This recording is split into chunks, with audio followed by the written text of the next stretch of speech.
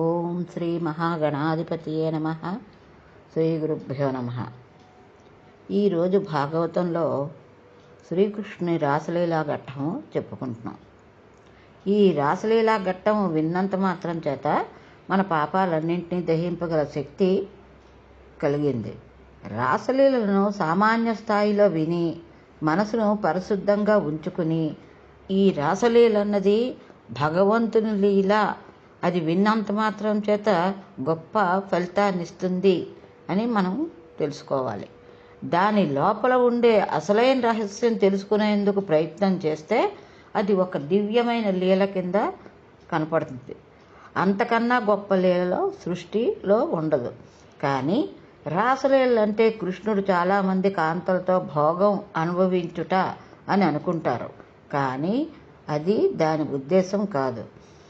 ఎలా అంటే, రాసలీల అన్నది ఈశ్వరుని లీల. ఈశ్వరుడు వేసే పనియందు యుక్తాయుక్తాలను విచారించే అధికారం మనకు లేదు. ఆయన జగత్ప్రభు.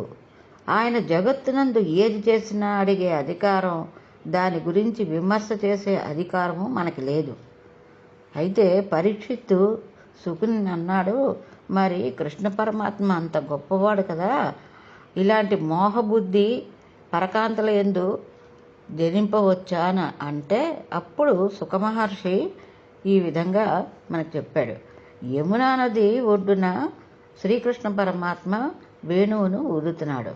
అయితే యమునా నది ఒడ్డునే ఎందుకు ఊదాలి అంటే, సూర్యునికి ఒక కొడుకు ఒక కూతురు ఉన్నారు. కొడుకు యముడు, కూతురు యమున. యమున అంటే ఏమిటంటే ప్రవహించి వెళ్ళిపోయే కాలస్వరూపం. అంటే ఏంటి, ముందుకు వెళ్ళిపోవడమే తప్ప వెనక్కి రాదు.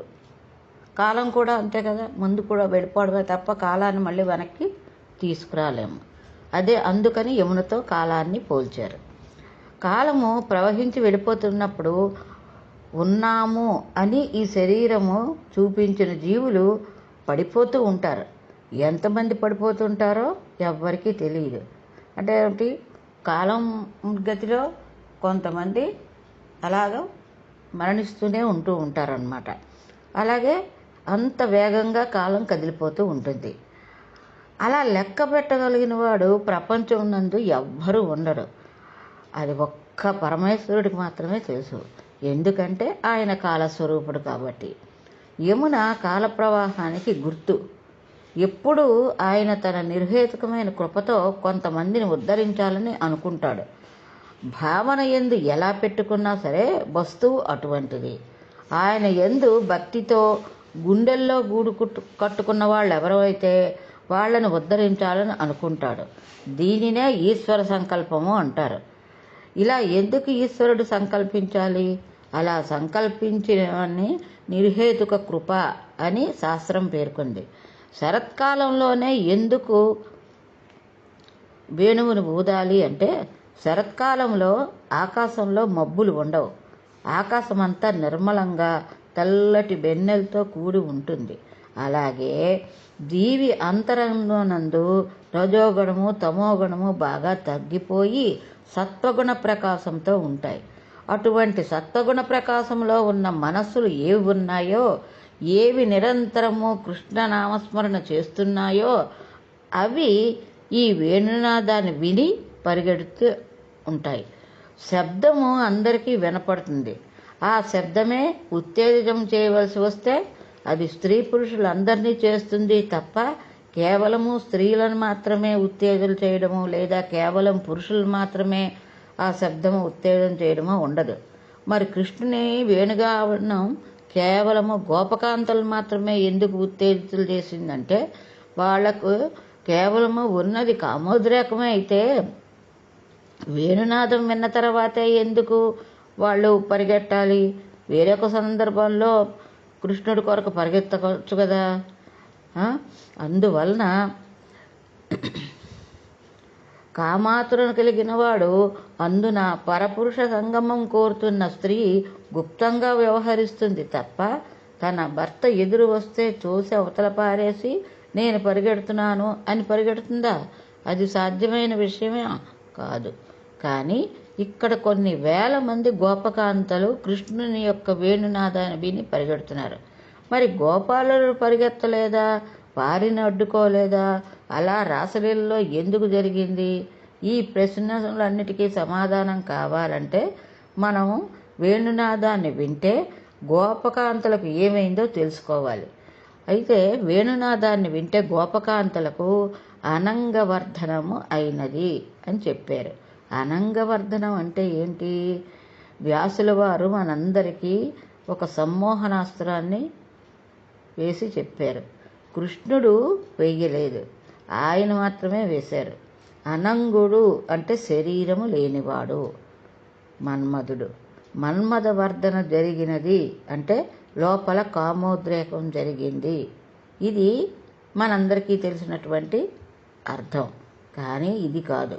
రాసలీలనే శీర్షికలో దృష్టిలో పెట్టుకుంటే అనంగం అంటే శరీరము కానిది అంటే ఏంటి? ఆత్మ. ఈ ఆత్మ అనగా ఇప్పుడు అనంగవర్ధనము అంటే ఆత్మవర్ధనము జీవి ఆత్మముఖుడైన నాడు జరిగినది. ఈశ్వరుడి పిలుపునకు ఎవడు యోగ్యుడో వాడికి ఈ ఆత్మదర్శనము జరిగింది. అంతర్ముఖుడు అయ్యారు కాబట్టి గోపకాంతలకు మాత్రమే చెబుతారు. అయితే పురుషులకు ఎందుకు చెప్పరు? ఈ ప్రపంచం నందు మనం అందరం కూడా బాహ్యంలో భార్యాభర్తలు అంటారు, కానీ శాస్త్రం నందు మాత్రము భార్యాభర్త ఉండరు. పురుషుడు ఒకటే ఉంటారు, ఆయనే పరమాత్మ. కాబట్టి ప్రపంచంలో పరమాత్మ ఒక్కడే పురుషుడు, మిగిలిన వాళ్ళందరూ స్త్రీలే. అందరికీ ఒకడే భర్త, జగద్భర్త, ఆయనే కృష్ణ పరమాత్మ. అందరూ ఆయన్నే పొందాలి. పతిం విశ్వసాత్మేరగం శాశ్వతం శివమచ్యుతం. వాడు విశ్వేశ్వరుడా లేదా నారాయణుడా, ఏ పేరు పెట్టి పిలిచినా అభ్యంతరం లేదు. అటువంటి వాణ్ణికి పొందాలి. కాబట్టి ఇప్పుడు స్త్రీలు పురుషుడా అని చెప్పాలంటే స్త్రీగానే చెప్పాలి. పరమాత్మ పురుషుడుగా ఉన్నాడు కాబట్టి. మారనివాడు, మారుతున్నది శరీరము. మారుతున్న శరీరం నందు మనం ఉండి మారని తత్వమైన భగవంతుని యొక్క ప్రేమని అందుకోవాలి. ఇది ఎవరికో లోపల ప్రచోదన అవుతుంది. అలా ఎవరికి ప్రచోదన అయిందో వారికి కృష్ణ పరమాత్మ వేణునాదం వినబడింది. అంటే ఆత్మ ఆ వేణునాదాన్ని విని భగవంతునిలో ఐక్యం పొందడానికి ఈ గోపకాంతలందరూ వెళుతున్నారు అని మనం అర్థం చేసుకుంటే ఇది మనకి రాసలీలగా కనపడదు. బాహ్యానికి రాసలీలలా కనపడుతుంది, కానీ అంతరంగా అన్నది ఇది ఆత్మలీల. ఆత్మరూపంగా భగవంతునిలో ఐక్యం అవ్వడం కోసమని ఈ గోపకాంతలందరూ పరిగెడుతున్నట్టుగా మనకి తెలుసుకోవాలి.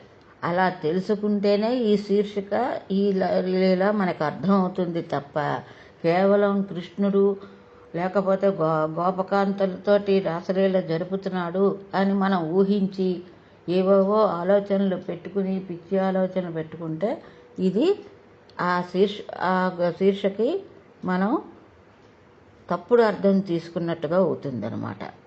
ఇప్పుడు మళ్ళీ మనం ఈ ఘట్టంలోకి వెళ్తే ఎవరికి ఈ ఆత్మ ప్రచోదనమైందో వారికి మాత్రమే వేణునాదం వినపడింది. అంటే వారికి అనంగవర్ణం అయినది. పైకి కథ కామోద్రకం కలిగినట్టుగుంటుంది. వాళ్ళు అడుగుతున్నది కామమా లేక మోక్షమా అంటే వారు మోక్షాన్నే అడుగుతున్నారు. వీళ్ళందరూ ఆత్మసుఖం కోసం అభిలషిస్తున్నారు. ఆత్మానందాన్ని వాక్కు చేత చెప్పడం కుదరదు కాబట్టి దీనిని మధుర భక్తితో చెప్పాలి. మధుర భక్తిని నాయకుల వలన చెప్తారు. జీవి బ్రహ్మైక సిద్ధికి ప్రేయసీ ప్రేయుల సమాగముగా చెప్తారు. అంటే ఆత్మ భగవంతుల్లో ఐక్యమైపోవడాన్ని ప్రేయసీ ప్రియుల సమాగమం ఎలా జరుగుతుందో అలాగా జీవుల తాలూకా ఆత్మ భగవంతునిలో అలాగా ఐక్యమైపోతుంది. అందుకే జీవి బ్రహ్మైక సిద్ధియే కళ్యాణం. మధుర భక్తిని ఆధారంగా తీసుకుని రాసలీలను వర్ణిస్తున్నారు. ఇక్కడ వ్యాసుల వారు మహాపురుషుల స్థితిని చూపిస్తున్నారు. పైకి కథ గోపికలు ఒళ్ళు తెలియని కామంతో ప్రవర్తిస్తున్న జారినుల కథలా ఉంటుంది ఈ రాసలీల. కానీ మీకు అంతే అర్థమైనట్లుగా మాట్లాడితే భగవంతుడి పట్ల, భాగవతుల పట్ల, ముక్త పురుషుల పట్ల భయంకరమైన మనం అపరాధం చేస్తున్నాం అన్నమాట. కాబట్టి రాసలీలల గురించి తెలిస్తే మాట్లాడాలి, తెలియకపోతే ఊరుకోవాలి. అంతేకాని అందులోని పరమార్థం గ్రహించకుండా దాని జోలికి వెళ్ళకూడదు. ఇప్పుడు గోపికలు కృష్ణ పరమాత్మ వచ్చి ఆయన పాదాలు పట్టుకుని అన్నారు, ఎవరు నీ పాదాలు పట్టుకున్నారో వాళ్ళకి సంసార భయం పోతుంది అన్నాడు పరమాత్మ. అప్పుడు కృష్ణ పరమాత్మ అన్నాడు, అలా మీరు రానుకూడదు, నన్ను అనగనుకూడదు. ఇంత రాత్రి వేళ నేను వేణుగానం చేస్తే మీరు పరిగెత్తుకుంటూ వచ్చి నాతో సుఖము అభిలషించి నాతో ఉంటానంటున్నారు. అది చాలా తప్పు. మీరందరూ ఇంటికి వెళ్ళిపోండి అన్నారు. అప్పుడు వాళ్ళన్నారు, ఎన్నో జన్మల తర్వాత మేము చేసినటువంటి తపస్సు పండితే ఈశ్వర నీ పాదాల వద్దకు చేరుకున్నాము, మమ్మల్ని మళ్ళీ తిరిగి వెళ్ళిపోమంటావా? వాళ్ళు లౌకికమైన పతులు, అది సంసారమైన హేతువు, మాకు అది వద్దు. మేము జగత్పతి అయిన నిన్ను చేరాలని వచ్చాం, అందుకని మాకు సంసారం వద్దు, మేము తిరిగి వెళ్లకుండా మోక్షం మాకు ఇవ్వాల్సిందని శ్రీకృష్ణ పరమాత్మ యొక్క పాదాలు పట్టుకున్నారు. ఇది రాసలీల యొక్క ఘట్టం అన్నమాట. ఇప్పుడు మనం అసలు రాసలీల జరిగినది ఏమిటో అన్నది చెప్పుకుందాం. అంటే మీకు రాసలీల అంటే భగవంతుని పాదాలు పట్టుకుని అతనిలో ఆత్మ, గోపకాంతల తాలూకా ఆత్మ అతనిలో ఐక్యమైపోవడాన్ని రాసలీలగా ఊహించుకోవాలే తప్ప అది బాహ్యమైన కామాతురమైన లీలని ఏనాడు ఊహించుకోకూడదు. అది చేస్తే, అలా ఊహిస్తే అది పెద్ద అపచారం అవుతుందని వ్యాసుల వారు చెప్పారు. అయితే ఈ రాసలీలలో ఏం జరిగింది అంటే, శరత్కాలంలో పౌర్ణమి వచ్చింది, మంచి వెన్నెలతో కూడిన రాత్రి. ఆ రాత్రి కృష్ణ భగవానుడు యమునా నదీ సైగతం నందు నిలబడి ఆయన వేణునాదం చేశారు. ఆ వేణువు మీద ఒక గొప్ప మోహన గీతం ఒకదాన్ని ఆలాపన చేశారు. అక్కడ అనేక మంది గోపబాలురు ఉన్నారు, గోపకాంతలు ఉన్నారు. వాళ్ళలో కొంతమంది పాలు తీయడానికని దూడలు విడిచిపెడుతున్నారు, మరికొంతమంది పాలు పితుకుతున్నారు, మరికొంతమంది పితికిన పాలను అగ్నిహోత్రంలో పెడుతున్నారు. వేరొక ఇంట్లో వాళ్ళు చేసేటువంటి కొన్ని ప్రయత్నాలు ఏవో వాళ్ళు చేసుకుంటున్నారు. ఇలా ఒక్కొక్క ఇంట్లో ఒక్కొక్క పని జరుగుతోంది. ఈలోగా కృష్ణ భగవానుడు ఊదినటువంటి ఆ వంశీరవము అంటే వేణుగానము వినబడింది. ఎప్పుడైతే వేణుగానం వినబడ్డాదో ఇక్కడే మనసులో కృష్ణ భగవాన్ దర్శనం చేసి ఇంత గొప్ప వంశీరవం చేస్తున్న మోహన్ రాగం పలుకుతున్న రూపాన్ని చిత్రించుకుని గాఢాలింగనం చేసుకుని ఆ మైమర్పుచే పరవశులై ఇక్కడే కొందరు గోపకాంతలు శరీరాన్ని వదిలిపెట్టేశారు.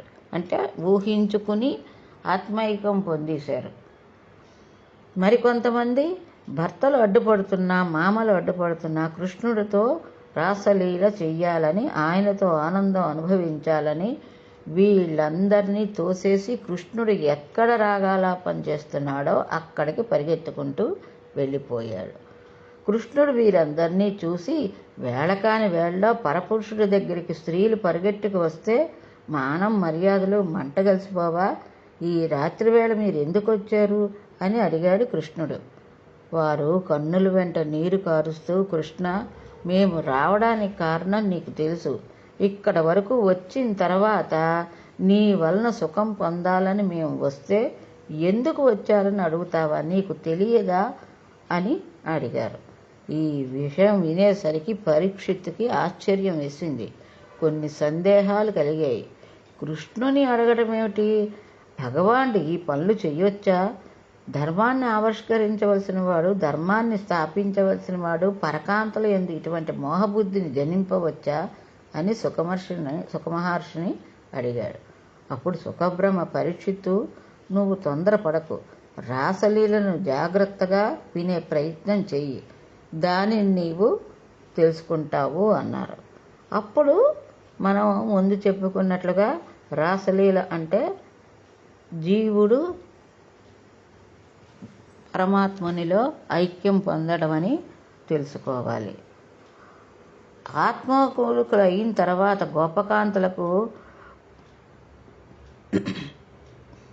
కోపకాంతులు మాత్రమే చెప్తారు. పురుషులకు ఎందుకు చెప్పలేదు? ప్రపంచం మనందరము కూడా బాహ్యంలో భార్యాభర్త అంటామని ముందే చెప్పుకున్నాం. కానీ శాస్త్రమునందు భార్యాభర్త ఉండరు, పురుషుడు ఒక్కడే ఉంటాడు, ఆయనే పరమాత్మ. కాబట్టి ప్రపంచంలో పరమాత్మ ఒక్కడే పురుషుడు, మిగిలిన వాళ్ళందరూ స్త్రీలే, అందరికీ ఒకడే భర్త, ఆయనే కృష్ణ పరమాత్మ, అందరూ ఆయన్నే పొందాలి అని పతిం విశ్వసాత్మాంగులం శాశ్వతం శివమచ్యుతం అని మనం ముందుగా చెప్పుకున్నాం. అది ఇప్పుడు మనకి ఈ లీలలో మనం తీసుకురొచ్చాం. అందువలన మనం భగవంతుడి యొక్క రాసలీలని, గోపకాంతల యొక్క రాసలీలని మనము ఎటువంటి పరిస్థితిలోనూ కామోద్రేకంగా ఊహించుకోకుండా మంచి ఆత్మైక రూపంలో ఆత్మలో వారి ఆత్మని భగవంతునిలో కలిపి మోక్షం పొందడానికని మనం తెలుసుకోవాలి. ఎలా అంటే అగ్నిహోత్రము ఒక శవం మీద ఉంచినా ఒకలాగే కాలుతుంది, ఒక యజ్ఞంలో పెట్టినా ఒకలాగే కాలుతుంది. అగ్నిహోత్రానికి పుణ్యము లేదు, పాపము లేదు. అదే పద్ధతిలో మనము ఈ రాసలీలలో భగవంతుడు ఎప్పుడూ ఒక్కలాగే ఉంటాడు. దానిని మనం ఆ భగవంతుడి యందు మన ఆత్మని ఐక్యం చెయ్యడాన్ని, దాన్ని రాసలీలగా పైకి కనబెట్టుకుని లోపల ఈ బ్రహ్మైక్యం పొందడం అనే ఘట్టాన్ని మనం అర్థం చేసుకోవాలి. ఇప్పటికి మీకు ఈ విధంగా అర్థం అయ్యే ఉంటుంది. ఇందులో ఇంకా ఏవైనా అనుమానం మనం మళ్ళీ చర్చించుకుందాం. ఇది రాసలీల యొక్క ఘట్టం. స్వస్తి.